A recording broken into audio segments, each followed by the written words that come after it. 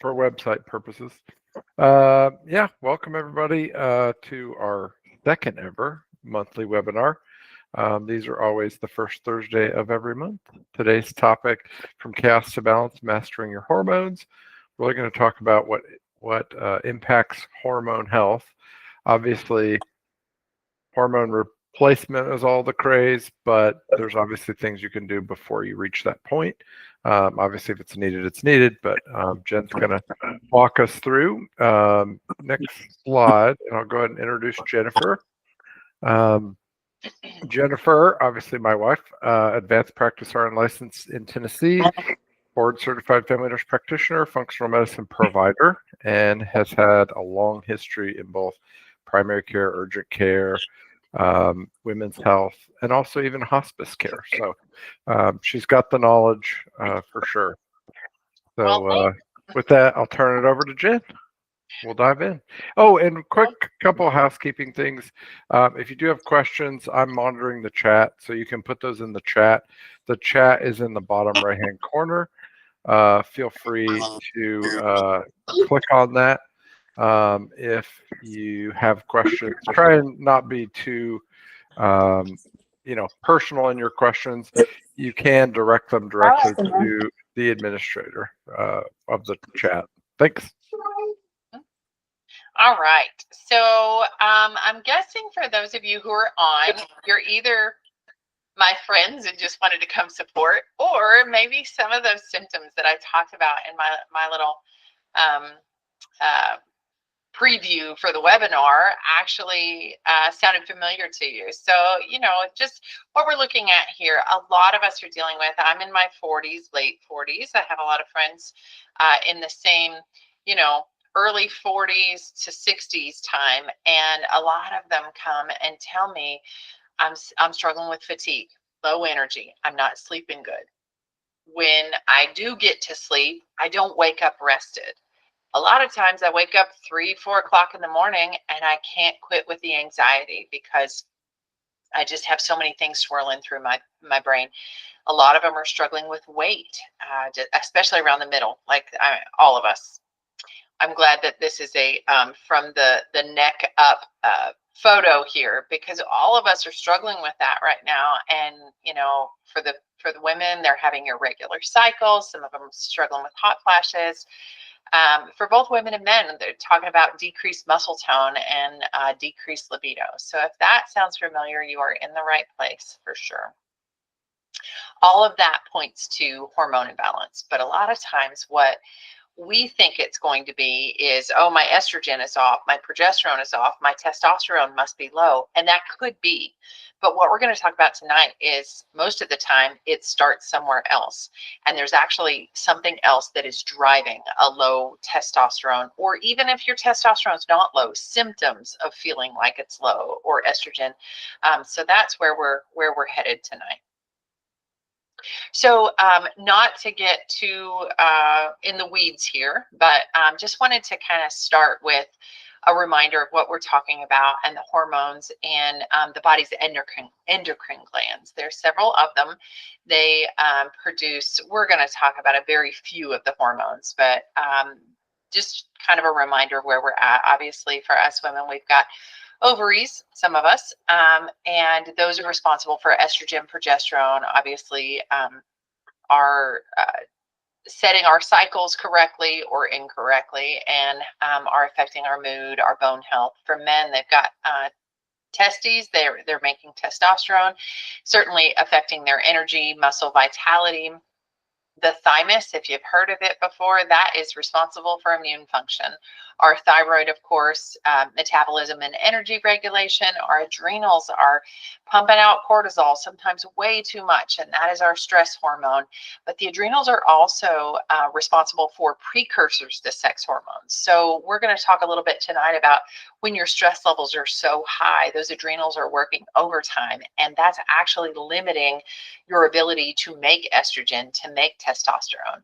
And then, of course, the pancreas. This is where we're going to focus tonight. That is, the pancreas spits out insulin, quite a bit of it, glucagon, and it works to regulate blood sugar and, of course, energy production. And we're going to talk about how all of these hormones are interconnected. It's the HPA axis. Some of you know what that is, some don't, but don't worry, I won't take you to school tonight. But just understand that if any one of these glands is not performing well, or any one of these hormones is out of balance, it's going to set everything up, everything else to be out of balance as well.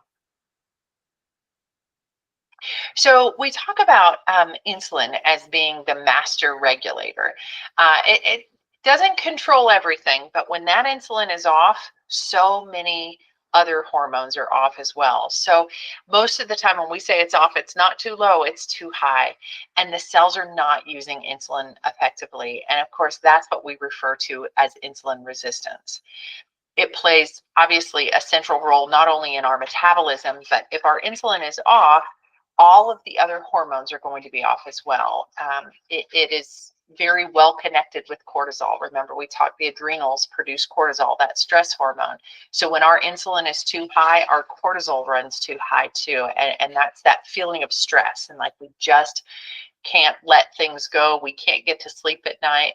Our thyroid slows down when our insulin is too high. And most of us know our thyroid is responsible for our metabolism. So if the thyroid slows, our weight loss slows. Our body's not working like we were used to it working. And then unfortunately, also it affects our sex hormones. And so estrogen is going to be low, testosterone is going to be low, and that's where most people are finding themselves like, this is just not who I used to be. So we talked a little bit about insulin resistance, and these are just really the risk factors for it. So there's a couple of these we can't do anything about. Obviously, we're all getting older. Unfortunately, our cells start to get more resistant to insulin as we age. Nothing we can do about that, but knowing that, hopefully we can make some changes on those factors that are, things that we can change. Genetics, we cannot, stuck with our family. So if you've got type 2 diabetes in your family, unfortunately, you are at more risk for insulin resistance. But when we get to the lifestyle and diet factors, that's stuff like obesity, inactivity, eating the typical American diet, smoking, and high stress. Those are factors that we can change, not easily sometimes, but those are changeable factors. And we really see people move out of that insulin resistance if they can change several of those lifestyle issues. So why does insulin resistance affect us so much? So I just kind of put this slide together to talk about what we're dealing with. So we've got cells that are not as responsive to insulin as they used to be. What that means is that our blood sugar is, whatever it is, depending on what we eat. But say our blood sugar is not even out of control. We're still at like a 90 blood sugar. Well, 15 years ago when you were younger, it didn't take near as much insulin as it does now in order to combat that blood sugar that goes up after you eat. And so as we're aging, we're getting more resistance. As we're gaining weight, as we're eating higher sugar, all of those things, we're getting more resistance. And what that turns into is blood sugar dysregulation. Basically, our blood sugar is going to be high. That's going to be a fasting. That's going to be a postprandial, or what we call a after meal blood sugar. And those, every time that those are higher than they should be, it is affecting every one of our endocrine glands and also our organs as well. And so when I talk about here of it being a cascading hormone disruption, there's a couple I just want to go through and kind of tell you how insulin affects each of the different endocrine glands. So when women have high insulin levels, especially over time, it's actually increasing testosterone production in them, in the ovaries. And unfortunately, that's going to lead to those irregular periods. It's going to lead to testosterone dominance, and it's going to lead to less estrogen. So oftentimes I hear women talk about, oh, I need estrogen replacement. And you might, we don't know until we test. But a lot of times what's happening is that we've got other hormones that are affecting the not only the creation of estrogen, but also our metabolism of estrogen. And so the typical player here is going to be insulin resistance. And so that's why I'm just going through each one of these areas to talk about what a high insulin level is going to do to each of those glands. For men, if they have a chronically high insulin level, it's actually going to cause low testosterone. So we just said in women, it's going to cause it higher. Those ovaries start pumping up that testosterone, but for men, it's actually going to lower it. And of course, they're going to have symptoms of fatigue, weight gain, muscle loss, that sort of thing. High insulin is also going to interfere with our thyroid function. And so it's going to do a couple of things. It will disrupt the conversion of T4, which is the inactive thyroid. It then has to be converted to T3 in the liver, but it disrupts that. So the T3 is what we actually use in our cells. If it's not converting, T4 is just free in our bloodstream, but it's not actually getting into the cells. And so then it's going to lead to symptoms of hypothyroidism, weight gain, sluggishness, just not feeling very well, but your TSH might be normal. Because remember that TSH, that's a thyroid stimulating hormone. The thyroid doesn't think there's anything wrong. It's been producing T4. The problem is T4 is not converting. It's not getting into the cells. And so it's not going to show. So when you go in to the doctor and you say, hey, I just have been gaining weight. I'm not feeling well. I'm tired. Can we check my thyroid? And that TSH level, it just comes back normal. It's just not giving the whole picture of what's happening here and why these hormones are not doing the job that they're supposed to do. I mentioned a little bit before that insulin has a kind of antagonistic relationship with cortisol. So cortisol is the primary stress hormone, and so high insulin levels also drive up the cortisol. So you feel it, but then it's almost this negative feedback where it's the higher the cortisol, the more insulin resistance. And so you get into this loop and you know you're not feeling well, you're stressed, you can't sleep, you can't lose weight, but that's a really hard thing to gauge on labs, just the typical labs anyway, at like for a physical, things like that, they're not going to see those numbers. And then the other thing, and I probably don't have to tell anybody who's dealing with this, is that it affects our appetite as well. So high insulin, what it's going to do is that it's going to create resistance to leptin. And if you remember what leptin is, that's that hormone that comes and makes you feel full, right? That's the good one. So if you have resistance to leptin, you're probably finding yourself eating higher volume. You're not near as full as you used to be, and unfortunately, you're probably gaining weight.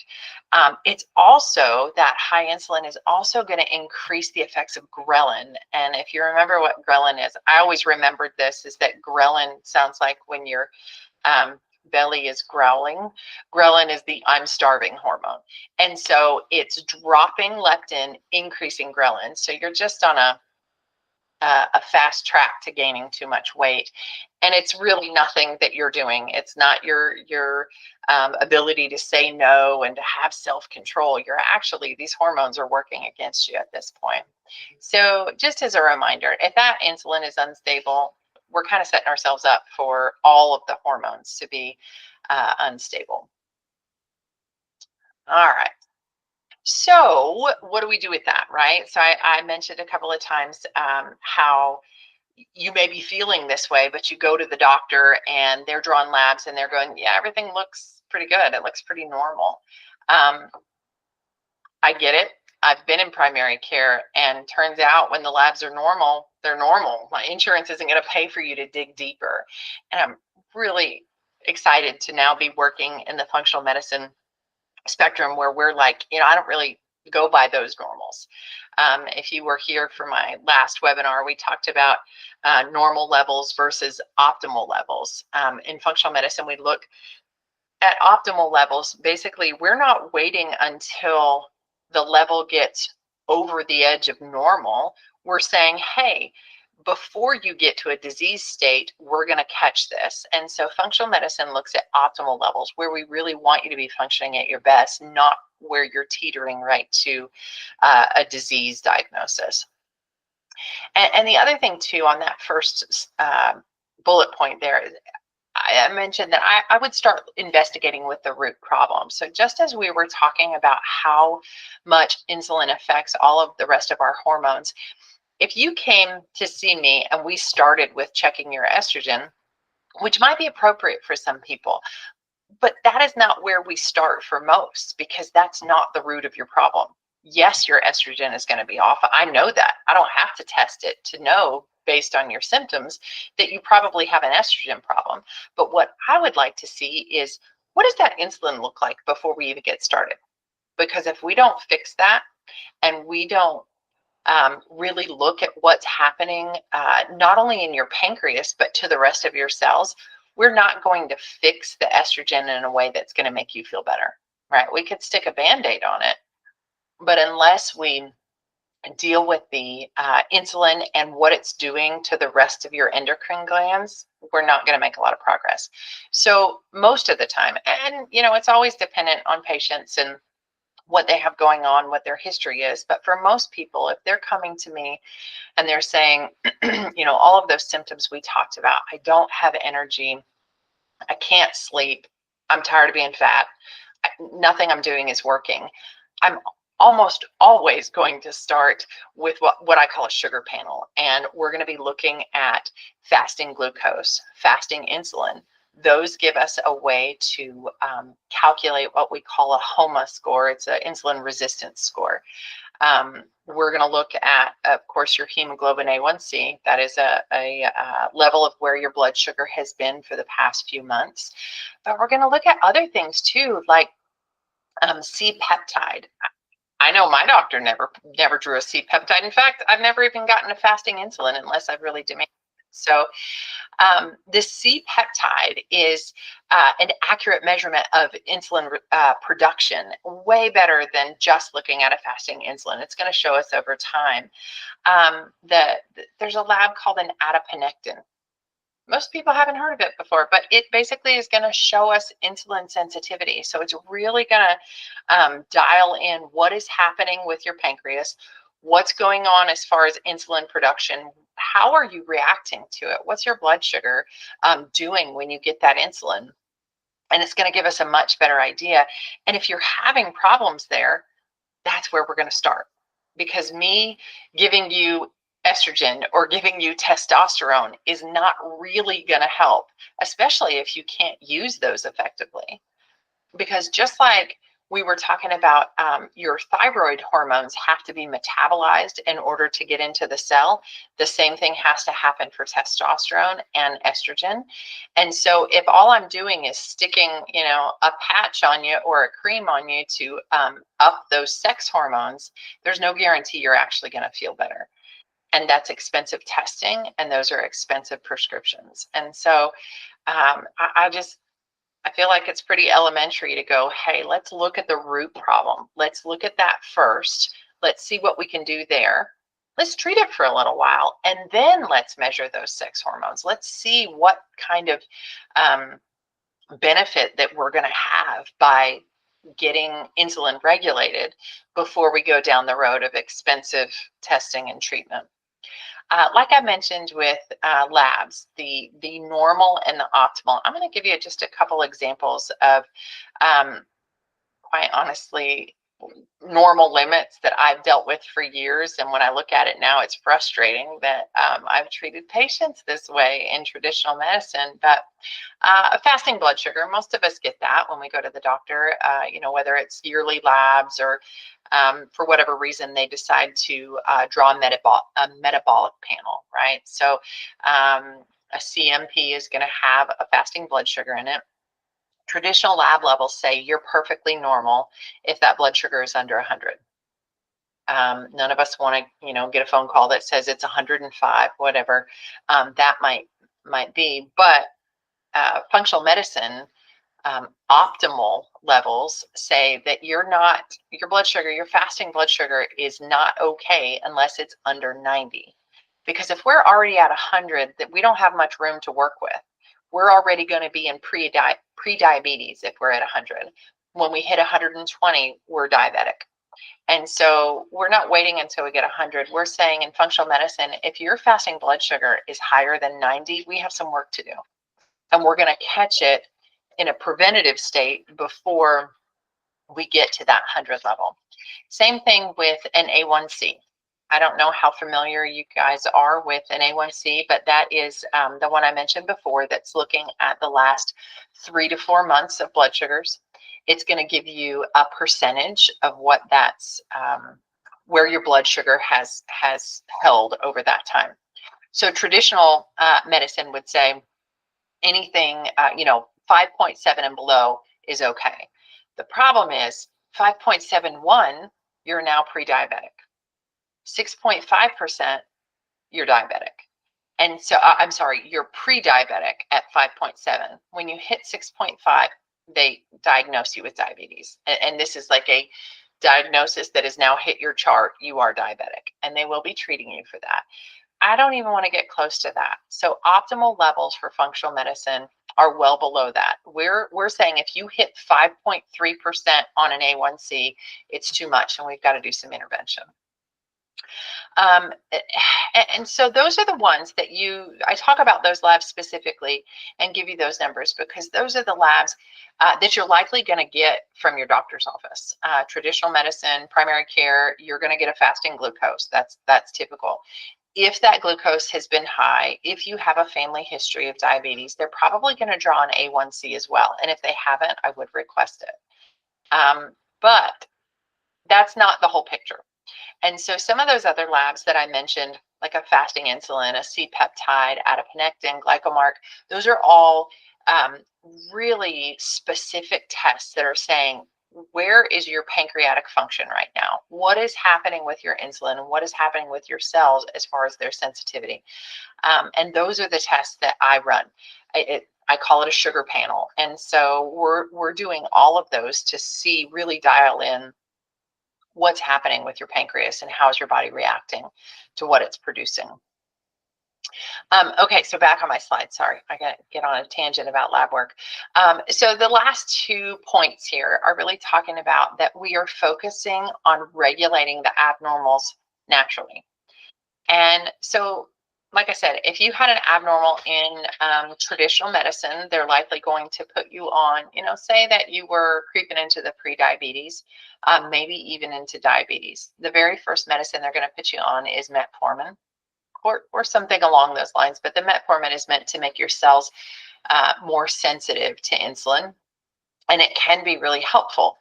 It comes with its own set of side effects. Most people starting on metformin are complaining of loose stools, and it takes a long time for them to get used to the GI upset that they're getting from it. And with functional medicine, we really look at treating those abnormals naturally, but if we're ever on a prescription. A lot of times that treatment's going to include nutrition changes, big time. We're going to talk about your sleep habits. We're going to talk about your stress. We're going to talk about your just what's happening in your social and spiritual and emotional life and your relationships to help with those stress levels. And then we're going to focus quite a bit on gut health. And I know that's a flash word these days, and you hear it a lot in marketing, but there's a lot to it. And so there are times that we're fixing nutrition, sleep, and stress, and we're still not getting where we need to be. We have to recognize that if you've got bacteria, parasites, just inflammation, leaky gut, whatever going on in your GI system, we're going to have to solve that before we get some of those answers. But the good news is there's a lot of testing. There's a lot of great testing that can really show us what's happening, and some pretty awesome treatments that a lot of natural treatments that work just as well as antibiotics. So we've done all those tests, and we talk now about a personalized approach. So let's say you come to me and we go ahead and do all the blood testing for insulin resistance, and we take a look at that. It might mean that the next step, depending on that, maybe you were dealing with some insulin resistance, and we start working on that, but maybe some of your symptoms point to a thyroid problem. Sorry, I have dogs in the room and they're being very loud. I apologize. Maybe we're looking at a thyroid problem or something like that. So it's not like I'm only going to focus on insulin. We're going to, based on your history, start talking about, do we need to check those other glands? I'll do a full thyroid panel, not just a TSH. TSH, you'll get it primary care, but not much more than that. But we'll do a full panel on that. Maybe you're dealing with some adrenal issues, or maybe we really do need to go ahead and test that testosterone, estrogen, progesterone. We can do all of that testing and make sure that what we're doing is a personalized plan for you. It's not cookie cutter, like everybody gets this treatment. So it will be a personalized plan that's likely going to include supplements. There's a lot that we don't get out of our food, and just, that even if our food can't provide, magnesium is a great example of that. You can eat all the broccoli and, skin on baked potatoes that you want, but you will not get enough magnesium from that because our soil doesn't have it anymore. So we'll look at some of those supplements that are going to give you what you want. And sometimes we're going to be talking about actually adding hormones, right? The buzzword that everybody wants is bioidentical hormones, and sometimes that's the answer. But again, it's not until we check some of that foundational stuff to know if that's going to be helpful for you. So I put this slide in here because I kind of liked it. So we're talking about all this bad stuff and how we feel bad. And I'd just like for you for a minute to just imagine if you nodded your head to those things at the beginning slide, and you're dealing with not sleeping and feeling stressed, and that anxiety is just ratcheting up and you can't lose weight. Just imagine for a minute, even if you have to close your eyes to do it, just imagine waking up and feeling rested. Like waking up before your alarm and popping out of bed. And then that lasted throughout the day, that it's 2:00 in the afternoon and you still have energy, that despite all of the ding dongs you work with or whatever's going on, you're not crashing. You still have a lot of energy and you're focused. Imagine that your hormones are actually working with you and not against you. And you feel more like you did, I don't know, maybe in your 30s or whenever you felt good last. I tell you that because a lot of those changes happened for me about a year ago. I was, and I shared this in my last webinar, but I had to have my ovaries removed last year, and almost 2 years ago. And I completely experienced all of these hormone changes very rapidly. Had surgery on a Thursday, and by Friday I had hot flashes. But that wasn't all. Again, I'm talking about that cascade of changes. You change one of those hormones on the axis and everything starts trying to compensate. Your body wants homeostasis, right? It wants to be back to the normal. So it's going to shoot that cortisol up. It's going to drop up some of your thyroid hormones. All of those things are going to happen. And I personally felt crazy. I didn't feel myself. And I just could not get back. No matter what I did, I couldn't get back to it. So thankfully, going and seeing functional medicine provider myself, I actually did get back to this place where most of the time I don't wake up to an alarm. I'm awake before the alarm goes off. Most days pretty energetic, not always, but I do feel like my hormones are working with me. I do have hormone replacement. I don't have ovaries anymore, and I'm only 48. Nope, I'm only 47. And so I do need that hormone replacement right now, but I do feel a lot better than I used to. Real quick, Kathy raised her hand. She had a question. Oh, yeah. Well, actually, I was trying to figure out how to get into the chat because I don't see the chat button on my phone.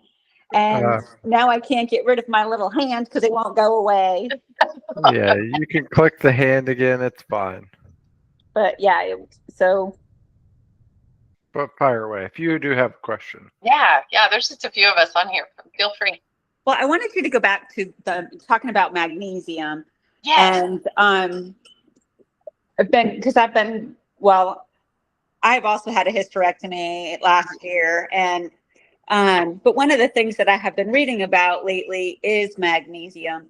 So I was just curious, what labs do you do to determine which magnesium you are actually deficient in? So that's a really good question. So yes, we can test magnesium levels. Most of us are going to be low.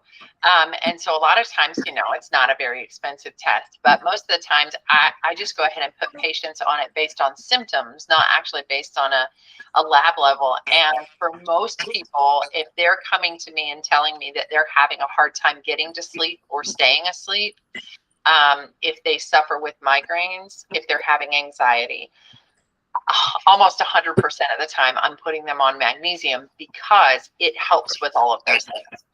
And if you're deficient, which most of us are, we don't get enough in the soil. But if you're deficient, it's going to get you there. If it's not what you needed, it's not going to hurt you. The most recommended as far as for absorption and less side effects is actually magnesium glycinate. And so sometimes you're going to see it called high absorption magnesium or magnesium biglycinate, but the glycinate is the important part because, if you did magnesium citrate, you're going to cause diarrhea. And I bet, Kathy, you working in the GI lab, you probably know that. A lot of times we're going to give our patients that to get things moving. I do not want to give you magnesium citrate every night. You would not appreciate your morning routine. So magnesium glycinate does not have those kind of side effects with your GI tract. And what it actually is meant to do is to calm you so you can get to sleep at night. It is supposed to calm down anxiety. And for people with migraines, they see a huge difference when they start taking it regularly as far as actually less frequency of migraines. And so I certainly can send out a recommendation for the type. Glycinate is what you want, but then you want to make sure that you're getting it from a reputable source, a place that does third-party testing, right? So that means somebody else comes in. If they're saying that they've got magnesium 150 milligrams in their tablets, they are testing it and it has to be 150 milligrams. So you want the third-party testing. And you also want a product that does not have any fillers. There are products out there by a good name, being sold in big box stores, Amazon, things like that. But they are coming from other places and there are fillers. There have been several that have come from out of the country and they have found heavy metals in them, not just magnesium, but a lot of supplements. So I would just encourage you to know where your supplements are coming from, even though they're a little more expensive. If you're buying the cheap stuff or you're buying at the grocery store, you probably just have expensive urine. You're probably not absorbing most of it. So, but feel free to hit me up if you want a specific recommendation on that. For most people too, with that magnesium, it doesn't really matter what time of day, but for a lot of people, it's helpful for them to take it at night. It's a good reminder, hey, I'm going to have a good night's sleep. And so you're swallowing your caplets right before you go to bed. If you do have GI problems though, there is topical. A lot of people will use magnesium lotion. And they'll put it, they'll make it with, and it's still the glycinate, but it absorbs into your skin, and they'll make it a lot of times with lavender or something else that's soothing that kind of helps you sleep. So that's a good option too, especially if you have kiddos that need it and can't swallow it. That's a good way to do it. All right, that was a good question. Sorry, I got on a magnesium tangent. Tim knows. That's good though. I tell everybody. Magnesium's so important. Yeah, it really is. So I put this slide in here. I have a thing with every one of my webinars. You guys have come, you have listened to me blabber on, and I've got to give you some actionable steps at each time. So this is tonight's actionable step. So we're talking about insulin resistance. And so these are some steps that can really help. It's not just like, oh, this is a good idea. And if you're kind of a nerd like I am and you like to find the research articles, there's a lot of research articles on every one of these steps and how that helps with insulin resistance and either avoiding getting there or making it less. So increasing your protein, your fiber, and your healthy fats. That, when you're doing that, you are actually getting full. So if you have increased your protein, that you were eating, 2 chicken breasts at dinner, don't worry about the volume. If what you're doing is adding protein, great. You're going to get full probably before you finish that, but you're certainly not going to have enough space for the French fries or the pasta or whatever else might be served with it. Increase your fiber. That's also going to make you full, and that is a great way to push back against some of those carbohydrates that we're getting. The fiber really helps balance it out. And then healthy fats. And what we're talking about here is not eating more bacon. I know bacon's good, but healthy fats, we're talking about olive oil, avocado oil, walnuts, things that are really going to increase that omega-3 level and, again, fill you up. You're going to be wanting to limit sugar and processed foods. I mean, that goes without saying. If you have a big sweet tooth, you might have something else going on. So please call me. It might be yeast, but if you can limit that sugar, and even limiting fake sugars, your body doesn't really know what to do with that. And sometimes there's an insulin release when you've gotten a fake sugar, a diet soda sugar, whatever. And so really limiting that altogether. And it really helps to decrease that sweet tooth when you're not even hitting it with fake sugars. And then, of course, decreasing processed foods. I'm so thankful for how much newsworthy information is out there about processed foods and how many food companies are taking out the dyes and the crazy stuff. But if it's got, a paragraph full of ingredients on the label, it probably shouldn't be going in your body. Not probably, it definitely should not be going in your body. This next bullet is move after meals. There's a lot of really great research that if you walk even 10 minutes after eating a meal, it starts that digestive process and it actually decreases your blood sugar significantly, which is going to mean that you need less insulin. Prioritize sleep.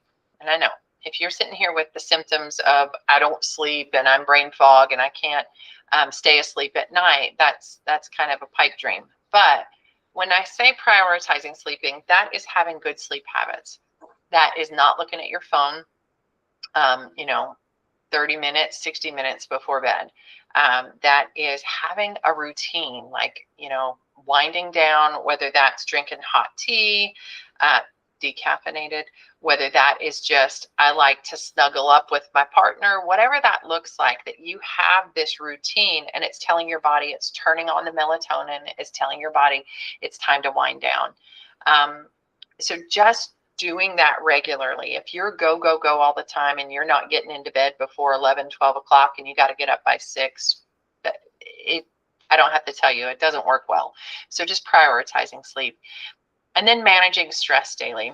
Again, that sounds lovely. Like we shouldn't have stress and we should manage it all the time. But what I mean by that is that there's a lot of, extrinsic factors that are going to cause stress, and you can't necessarily manage those, but you can manage your own reaction to it. And so, as I've talked about before, with the pillars that are foundational for me for Rooted, it is really making sure that we're physically well, we're emotionally well, we're spiritually well. And so those are the ways that we're going to manage stress by taking a quiet time. If you don't have a spiritual life, but you're like, hey, I am so stressed and I just need to breathe, go do it. Go sit on your porch, go be quiet, hide in a closet, whatever you need to do, but go take that time to relieve that stress and calm down the cortisol, calm down the reactivity that's happening. If you do have a spiritual life, but you've been so busy, you've just not taken time for God, I cannot encourage you enough to just pray. He knows where you're at. He knows how you feel. He knows that you're flustered and trying to do it in your own strength, and he has never called us to that. So take some time to pray and just ask him to take it away. It's amazing how quickly he will do that. And just for your family too, to manage that stress and to be present and to spend time with them is cyclical, to where if you're doing those things, it's going to help you with those stress levels. So that's just my encouragement for you, is to be doing those things, because it's going to help those hormone levels significantly. And you can start them today. It's not too late. It's almost bedtime. You can start with your prioritizing sleep tonight.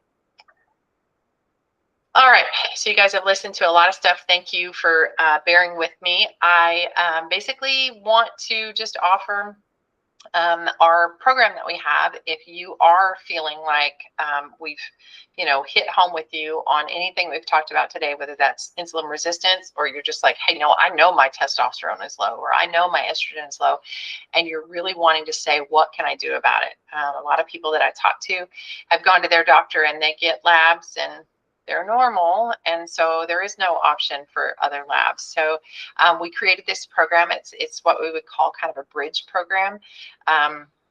And you can see here, it's a 30-minute visit with me. We'll do some labs. We'll check for that insulin resistance. We'll look at a few other things depending on what, your history is and what we decide would work best for you. And then we're going to sit down and we're going to review those results. It's not going to be, here's your labs and they're normal. Maybe they are normal, and that would be great. And we'd talk through what that means too. But if you have any abnormals, we're going to talk about what does that mean, and what organ is being affected, and what, if we don't turn this around, what is it going to look like? Thankfully, I am not in primary care anymore where I can give you 9 minutes. I got 30 minutes with you on the front end, and then that in-depth review, we're probably 30, 45 minutes on that one. Now, I will say it's not a full treatment plan. And that's not to hoodwink you or say, oh, here's your stuff, but I'm not going to help you. No, it's just that treatment plans in functional medicine really are long-term. I'm not handing you a pill and saying you'll be better next week. That's not how it works. We're really laying out, we're looking at foundationally what's going on, and then we're laying out a treatment plan that is personalized, that you can walk through. We're talking about diet changes, potentially supplements. We're making lifestyle changes, and those don't happen overnight. And so that's why this little bridge program, which is just 2 visits and labs, doesn't include all of that. However, if as we talk about the results and I'm telling you, well, this would be what I would suggest, and you want more, we'll work this bridge. We call it a bridge program because whatever you pay for that part of it can go towards a longer term program. And so this is just to kind of get your foot in the door, to give you some information. And kind of just help you decide what your next step is going to be. Normally, the price on this program is $525, and so there's a lot of labs that we're going to draw, and there's a decent amount of time that we're spending together going through that. But since you sat through this, thank you very much. For the next 48 hours, we're going to do it for $425.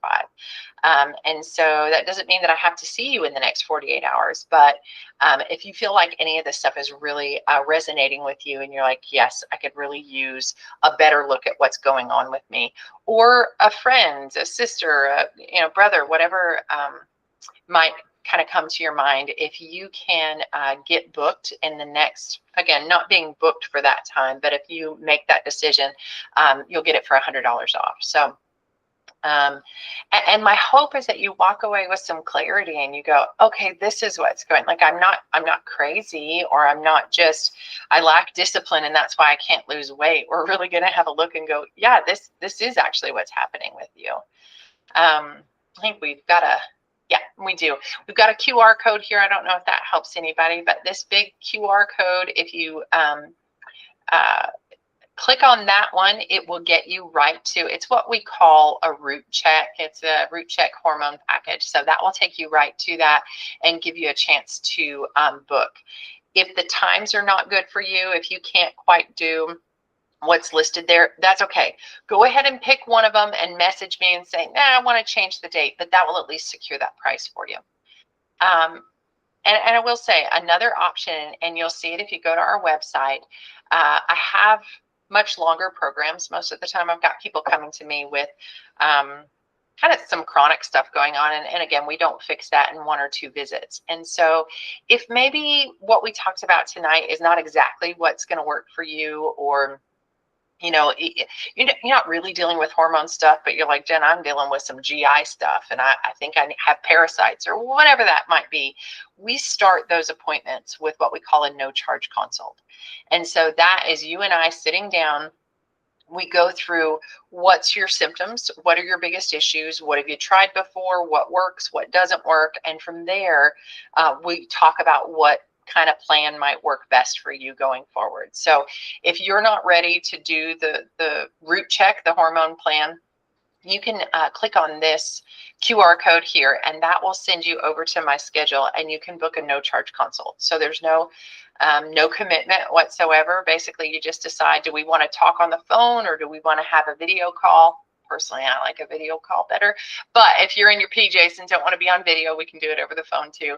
And that is just going to give me a chance to kind of find out what's going on with you and what I would recommend for next steps. So yeah, I think that's everything.